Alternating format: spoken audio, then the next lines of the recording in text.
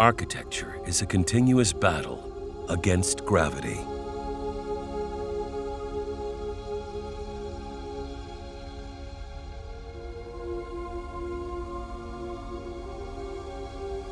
Matter gains weight due to the law of gravity, so we have to be constantly fighting for dematerializing it.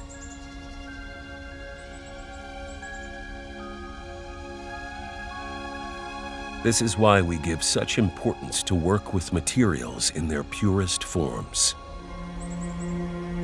We experiment with different textures in order to see their reaction to light, as well as their tactile qualities. All of it with the final purpose of producing sensations through architecture.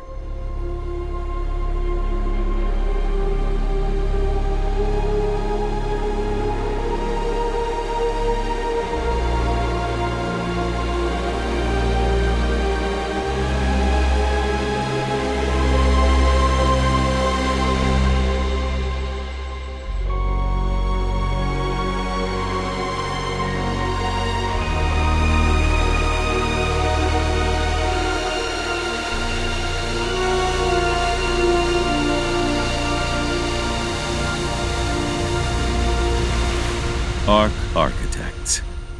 We don't build houses. We create experiences.